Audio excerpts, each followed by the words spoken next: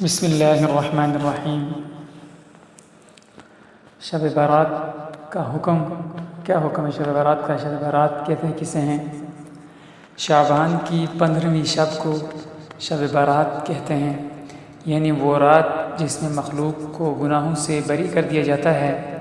تقریباً 10 صحابہ کرام سے اس رات کے متعلق احادیث منقول ہیں۔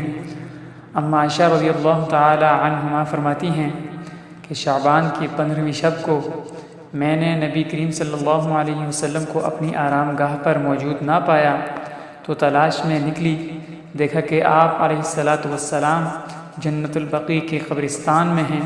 پھر مجھ سے فرمایا کہ آج شعبان کی 15ویں رات ہے، اس رات میں اللہ تعالیٰ آسمانی دنیا پر نزول فرماتا ہے اور قبیلہ بنی کلب کی بکریوں کے بالوں کی تعداد سے بھی زیادہ گناہ گاروں کو بخشش فرماتا ہے۔ یعنی اس رات اتنے زیادہ گناہ گار جو لوگ جہنم کے اندر ہوتے ہیں، اللہ رب العزت اس رات کی برکت سے فرمایا قبیلہ بنی کلب کی بکریوں کی بالوں کی تعداد سے بھی زیادہ گناہ گاروں کی بخشش فرماتا ہے۔ دوسری حدیث میں ہے اس رات میں اس سال پیدا ہونے والا ہر بچے کا نام لکھ دیا جاتا ہے، اس رات میں اس سال مرنے والے ہر شخص کا نام لکھ لیا جاتا ہے، اس رات میں تمہارے اعمال اٹھائے جاتے ہیں اور تمہارا رزق اتارا جاتا ہے۔ اسی طرح ایک اور روایت میں ہے کہ اس رات میں تمام مخلوق کی مغفرت کر دی جاتی ہے سوائے 7 اشخاص کی، یعنی 7 بندوں کی مغفرت اس رات میں بھی نہیں ہوتی۔ وہ 7 بدبخت یہ ہیں: نمبر 1 مشرک، والدین کا نافرمانی کرنے والا، کینہ رکھنے والا، شراب پینے والا، قتل کرنے والا اور شلوار کو ٹخنوں سے نیچے لٹکانے والا شخص، اور چغل خور بھی ان 7 شخصوں میں موجود ہے۔ یعنی یہ 7 لوگ اس عظیم رات میں بھی ان کی مغفرت نہیں ہوتی جب تک یہ اپنے جرائم سے توبہ نہ کر لیں۔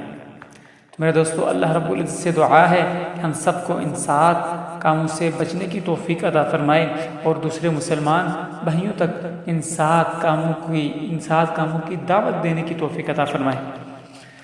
حضرت علی رضی اللہ تعالی عنہ سے ایک روایت میں منقول ہے کہ اس رات میں عبادت کیا کرو اور دن میں روزہ رکھا کرو۔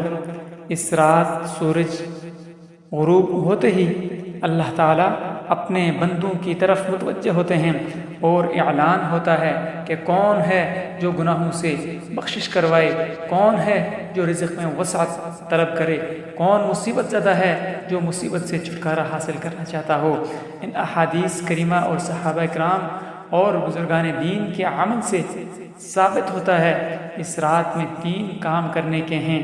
نمبر 1 قبرستان جا کر مردوں کے لیے ایصال ثواب اور مغفرت کی دعا کی جائے، لیکن یاد رکھیے نبی کریم صلی اللہ علیہ وسلم ساری حیات مبارکہ میں صرف 1 مرتبہ شب بارات میں جنت البقیع جانا ثابت ہے۔